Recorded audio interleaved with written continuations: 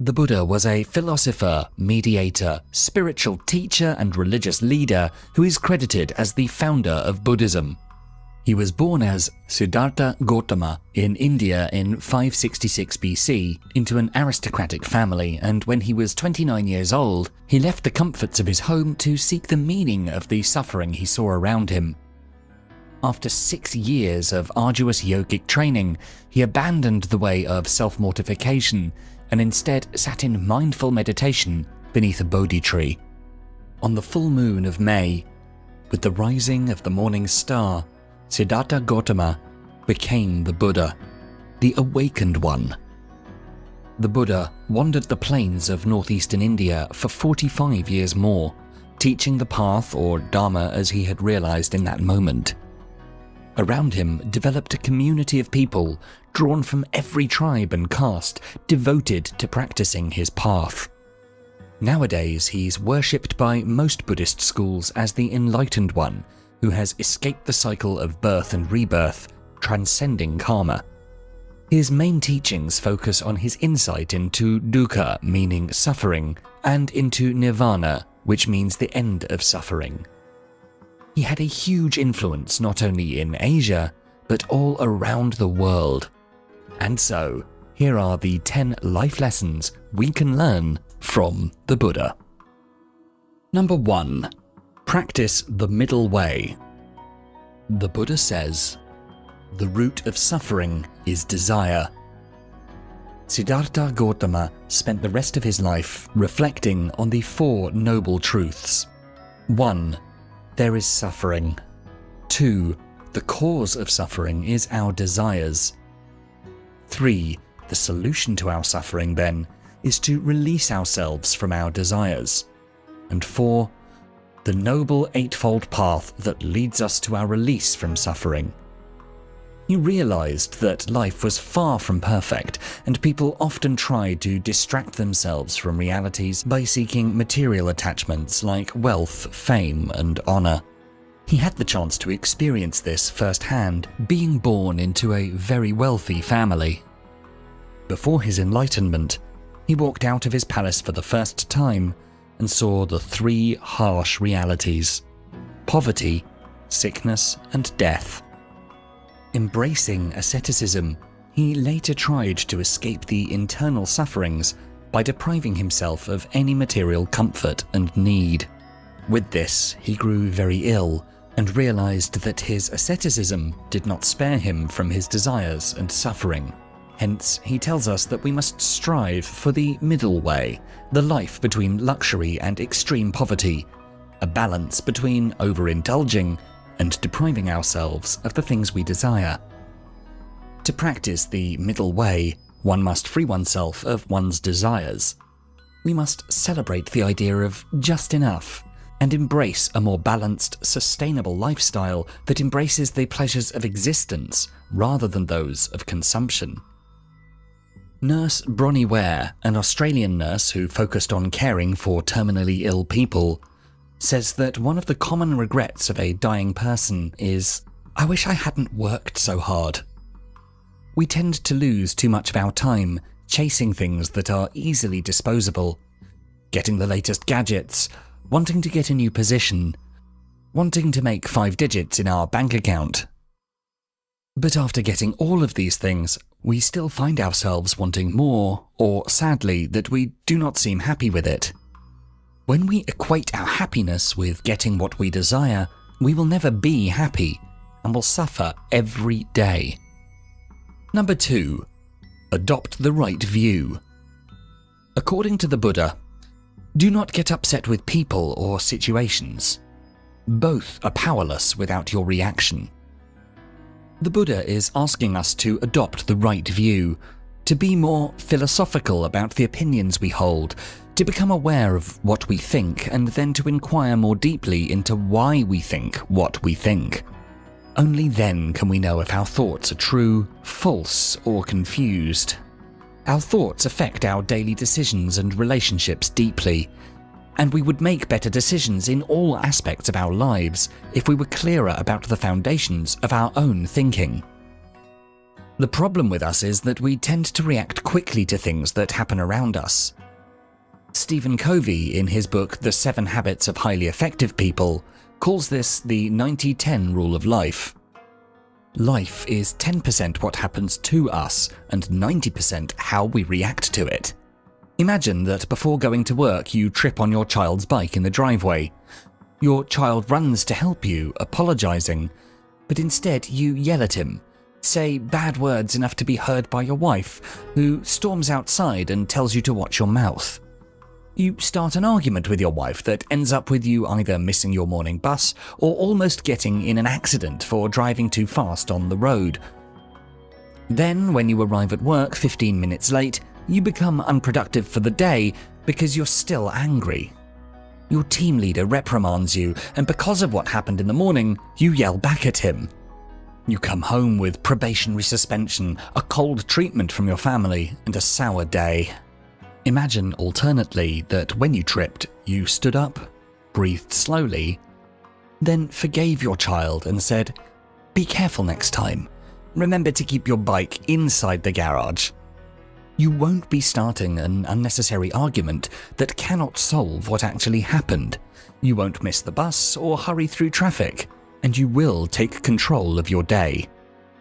We can be happy if we become proactive, not reactive to what's happening to us. We need to have a right view of things, that we can always choose not to be affected by what's happening around us, but to use what we have around us towards our own growth. Number 3. Create good karma. In the words of the Buddha, "It is mental volition, O monks, that I call karma. Having willed, one acts through body, speech, or mind." In Buddhism, karma means only actions of one's own volition, not all actions. As volitions can be relatively good or bad, so the resulting karma will also be good or bad. Good karma will lead to good outcomes, and bad karma to bad outcomes in life. Volition is a more complex concept in Eastern philosophies than in Western ones, which defines will as a faculty independent of emotions and reason. In Eastern philosophies, volition is the most significant factor in determining the karma. It is what determines the ethical quality of the action. It is a mental impulse, an urge pushing us in the direction of a particular experience. Volition is something at the crossroads between emotion and reason. A bad volition is based on a bad attitude or a bad intention, and to avoid having a bad karma, we have to align our actions to positive attitudes and intentions. In other words, we have to work firstly on our attitudes and intentions to be clean in our thoughts and feelings. Our intentions will lead to our actions, and they can have great consequences in our life. We need to work on ourselves in the present in order to build a better future for ourselves. As what we did in the past has echoes in the present, what we do now will have echoes in the future. If we don't study well for an exam, we may fail. If we sleep through our deadlines and delay doing our tasks, we may be late. If we eat too much, we may suffer from sickness in the future. If we indulge in smoking and alcohol, we may struggle to give them up in the years to come. But remember, if we choose to give more effort today, then we are sure to go beyond our past mistakes. If we, for example, choose to study better starting now, we can still achieve our dream job or graduate in the course we love, even if that would take longer than we planned. If we choose to make a schedule, plan how we'll balance our priorities and our workload, then we can still finish and be better in our job. If we choose to start exercising, we can still live more healthily than we are now. Nothing is written in stone.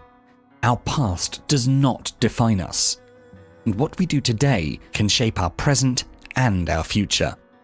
However, to make the right changes takes effort, and this effort will not have everlasting effects unless it comes from a good attitude and good intentions. Or, in other words, from a deep compassion towards ourselves and others. Number 4. Live every day like it's your last. The Buddha says, "Ardently do today what must be done. Who knows? Tomorrow, death comes. Buddhism believes that life is a cycle of birth and rebirth, and our goal should be to liberate ourselves from that cycle of suffering. The problem is, we tend to think that we have all the time in the world. We put all our efforts into a tomorrow that may not come. I'll start exercising tomorrow. I'll finish my work tomorrow. I'll call my mum tomorrow. I'll ask for forgiveness tomorrow. And that is a reality we need to face. If we learn to see that every day can be our last, we will live ardently each day, making peace with everyone, doing what we can do today, and sleep peacefully at night, knowing that we lived our day to the fullest. That is why it's important to start your day right, by practicing mindfulness meditation. For example, when you focus on breathing in and breathing out, you have a direct experience of impermanence. When you meditate on your painful and sad stories, you have a direct experience of suffering. It motivates you to live in the moment. When you're eating, eat. When you're reading, read. When you're doing your job or at school, do your tasks with focus. When you're driving your car, drive your car. When you're with someone, spend that moment with them. This allows you to step away from the past and future and live in the present moment, to be where you are right now. Number 5. Great things are the results of small, good habits. The Buddha teaches us, drop by drop is the water pot filled. Likewise, the fool, gathering it little by little, fills himself with evil. Likewise, the wise man, gathering it little by little, fills himself with good. The Buddhist approach to goodness and evil is very practical. Evil may, for a time, lead us to happiness, but all our bad actions together will eventually ripen and lead us to illness and bad experiences. So while we may suffer from time to time even if we are good, all our good actions will eventually ripen and lead us to true happiness and goodness. According to the European Journal of Social Psychology, it takes 18 to 254 days of constant exercise and practice to develop a new habit. On whatever skill you wish to learn, you can always start today. You can't exercise for one day and immediately assume that you'll be healthier all of a sudden. Starting with small things like switching to healthier alternatives of food, brisk walking, or waking up early in the morning to stretch. In the same way, whatever bad habit you wish to change, you can always start small. Dr. Nora Volkow, director of the NIH's National Institute on Drug Abuse, suggests that the first step is to become more aware of your habits so you can develop strategies to change them. You may start by avoiding the places that trigger your vice, like lessening your time in pubs, or try switching to healthier alternatives, choosing unsalted popcorn over a bag of potato chips, or chewing gum over reaching for a cigarette. It doesn't matter if you fail sometimes. That is part of learning. Number 6. Show your wisdom in silence. The Buddha tells us, know from the rivers in clefts and in crevices, those in small channels flow noisily, the great flow silent. Whatever's not full makes noise, whatever is full is quiet. He believed that there is always a time to speak and to listen. If one is to talk, he must talk only when he means well and is just, endearing, and true. But one must learn to listen more, acknowledging that we do not know everything. He goes against the useless chatter or those who judge arbitrarily and with their biases. In today's digital information, whenever we scroll through social media, it's easy for us to fall for fake news. Sometimes we even justify our wrong beliefs with one YouTube video or a single article. Little knowledge is dangerous because we assume that there's an easy answer, that every other question is invalid, that we are the only ones who know the truth. It's called the wisdom paradox. Take, for example, the great Albert Einstein when he said, "The more you learn, the more you're exposed to what you don't know."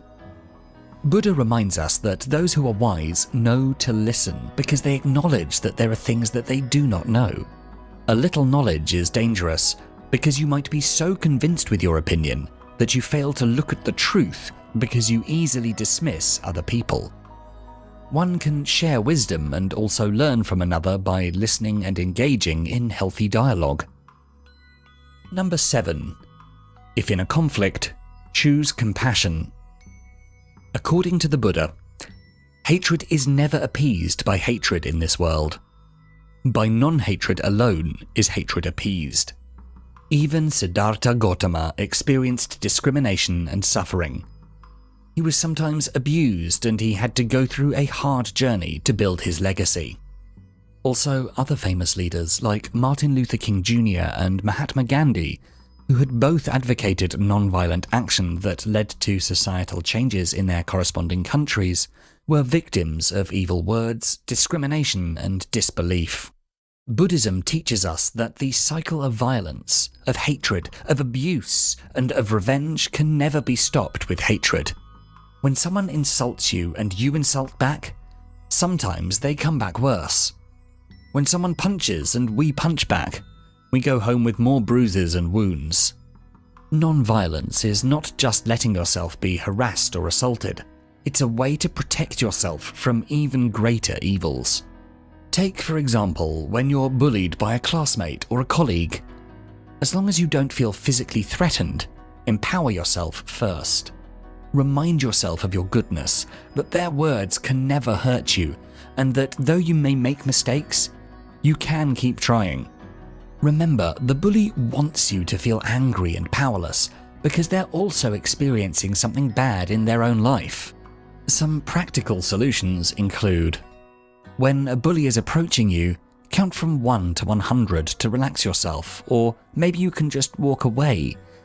Or if he insults you, join in, insult yourself and laugh with him, then walk away. Or you can look at them with compassion and be nice to them. Do something about it. Don't keep it in, and don't hide from it. Maybe asking help from authorities could help, especially if the bullying becomes serious or involves physical assault or abuse. Meditating on your own giftedness lets you see that you're more than what they say. Number 8. Choose friends for quality over quantity. According to the Buddha, admirable friendship, admirable companionship, admirable camaraderie is actually the whole of the holy life. When a monk has admirable people as friends, companions, and comrades, he can be expected to develop and pursue the Noble Eightfold Path. The Buddha reminds us that it is better to seek fellowship with noble men than to associate with evil companions. The Buddha acknowledges that life is not a solitary journey. Along the way, we encounter a lot of people, but not every one of these people are good influences for us. Some bad habits are developed because of negative peer pressure. In our experiences, when we're rich or in prosperity, when we're famous or well-known, people like to be around us. But when we're in need of support, we find fewer friends to go to. We can make the decision to choose the people who can influence us to be better. Good friends are those who lead you to goodness, to virtue, to develop good habits, and not those who let you go astray, who push you to vices. It's better to have few friends who support and care for you truly, and who work with you towards a better life. Number 9. Be generous. In the words of the Buddha, thousands of candles can be lit from a single candle, and the life of the candle will not be shortened. Happiness never decreases by being shared. Buddha has always emphasized how generosity and helping each other can create great change in the world. According to various research, there is a ripple effect of kindness. Just as anger or fear can be passed on to others, so does a simple act of kindness. A simple smile to someone can inspire them to work better. A gesture of compassion can be passed on to another person. When you help someone carry their groceries, they might be inspired to open a door for a stranger. That stranger would be inspired to pass on that act of kindness by giving a lunch to a co-worker or assisting an elderly person across the street. A lot of things can spring forth from that simple act of kindness. Buddha, however, first asks us to take care of ourselves. You cannot give what you do not have. You may really want to help people to the point of exhausting yourself or breaking down your boundaries or not giving yourself time to eat or sleep. And then you get sick or burnt out. Then you wouldn't be able to offer help to anyone else. It is important to take care of yourself, to live healthily, to give yourself time for meditation, to ask for support from other people, because only then can you give the strength and love you have within you. Number 10. You can be a Buddha too. In our final quote for this video, the Buddha says, "You yourself must strive. The Buddhas only point the way." All these life lessons given to us by Buddha are meant to teach us that we can be a Buddha too. We can also be enlightened, but only if we choose to live out these Buddhism teachings daily. The Buddhas that came after him and developed Buddhism can be a source of inspiration and a guide to all of us. Right now, we may feel like life is hopeless. We may find ourselves in debt, unhappy in our job, having fights with our family and friends. We may feel like life is too hard on us already. Buddha reminds us that change starts with us. We should take control of our lives and not leave it up to fate or the heavens. Struggle well and do not give up easily. Each of the Noble Eightfold Path, right view, right resolve, right speech, right action, right livelihood, right effort, right mindfulness, and right concentration, is something we can start cultivating more by the habits we build. We can always read more, research more, and we hope together to achieve liberation from the life of suffering, or nirvana that the Buddha guides us to. So, if you enjoyed this video, please do make sure to check out the full Philosophies for Life channel, and for more videos to help you find success and happiness using ancient philosophical wisdom, don't forget to subscribe. Thanks so much for watching.